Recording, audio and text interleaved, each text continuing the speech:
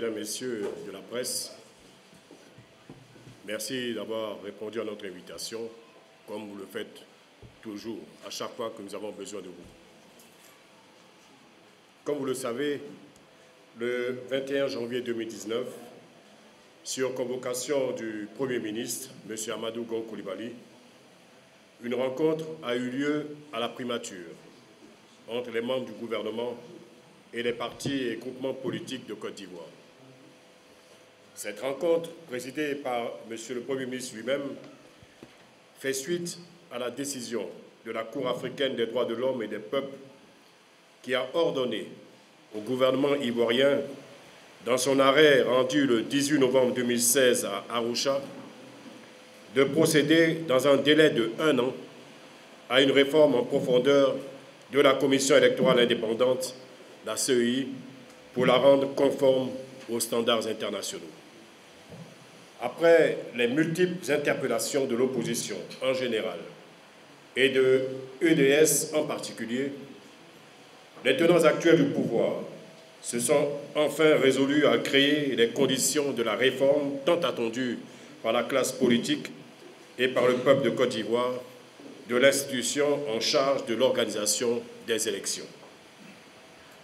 La plateforme Ensemble pour la démocratie et la souveraineté, EDS, dont le référent politique est le président Laurent Gbagbo, salue cette initiative du gouvernement, bien que tardive, d'ouvrir le dialogue sur cette question dont l'importance n'échappe à personne.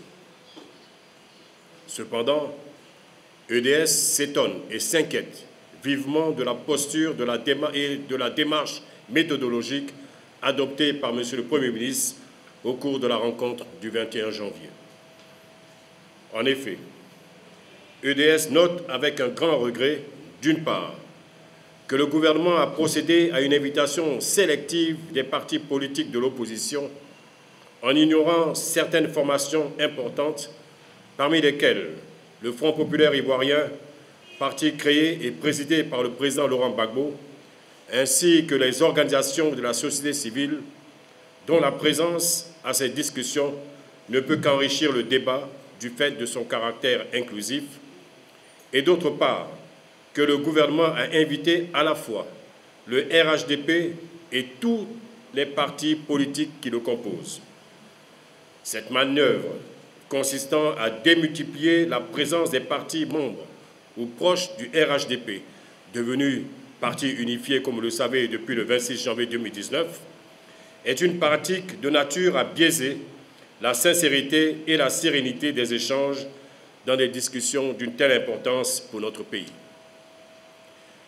EDS s'insurge également contre les propos du Premier ministre qui affirme sans ambages que l'actuelle CEI serait le fruit d'un consensus et aurait donné entière satisfaction en ce qu'elle a organisé avec efficacité 6 scrutins et aurait ainsi permis de consolider la démocratie en Côte d'Ivoire.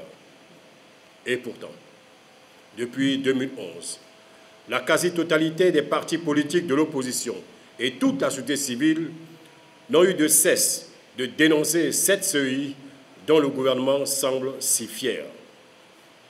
Une CEI non conforme aux engagements internationaux de la Côte d'Ivoire. Une CEI inféodée au pouvoir en place. Une CEI qui, au cours des différents scrutins organisés, a non seulement constamment violé les droits des citoyens ivoiriens à choisir librement leurs dirigeants, mais aussi et surtout a entraîné de nombreuses pertes en vies humaines et d'importants dégâts matériels. De plus, EDS rejette la démarche du gouvernement qui demande aux partis politiques de déposer sous quinzaine leurs propositions auprès du ministre de l'Intérieur qui devrait en faire la synthèse. Cette démarche montre bien que là où l'opposition, dans son immense majorité, et la société civile réclament des concertations ouvertes, libres et menées de façon démocratique, le gouvernement parle au contraire de consultations à l'issue desquelles il imposerait son schéma de la CEI. Pour EDS, Les élections en Côte d'Ivoire ne doivent plus être facteurs de division et de conflit, mais des compétitions qui épousent les règles de transparence, de liberté et de démocratie. Il est donc impératif que l'institution en charge de l'organisation des élections en Côte d'Ivoire soit crédible, impartiale et véritablement indépendante de tout groupe de pression, en particulier du pouvoir exécutif. Aussi, dans l'intérêt supérieur de la Côte d'Ivoire, notre patrimoine commun, qui doit définitivement sortir des conflits post-électoraux, EDS appelle-t-il à des discussions ouvertes sur l'ensemble du cadre juridique et institutionnel des élections. À cette fin, après une analyse approfondie de la situation qui demeure préoccupante, EDS exige, premièrement, le respect scrupuleux de l'arrêt de la Cour africaine des droits de l'homme et des peuples en date du 18 novembre 2016, qui, plus qu'une recommandation, est une décision de justice qui s'impose à l'État de Côte d'Ivoire.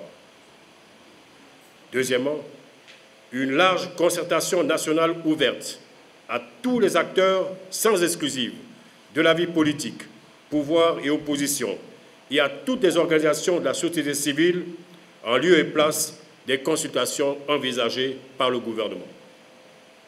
Troisièmement, FDS exige une réforme en profondeur et non une simple recomposition de l'organe électoral, qui devra s'étendre à sa composition, son organisation et son fonctionnement, à son cadre législatif et institutionnel, notamment les questions relatives au code électoral, à la liste électorale, à la cartographie électorale et à l'environnement sécuritaire des élections.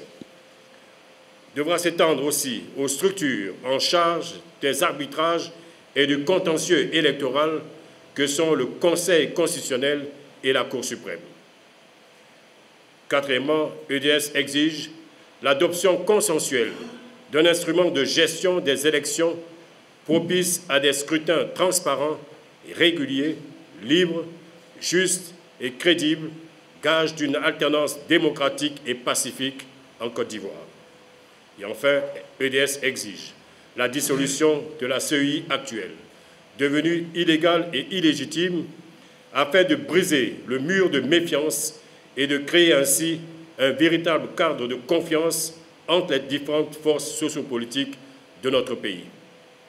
Telle est la déclaration que j'ai tenu à faire au nom de la plateforme politique Ensemble pour la démocratie et la souveraineté. Je vous remercie.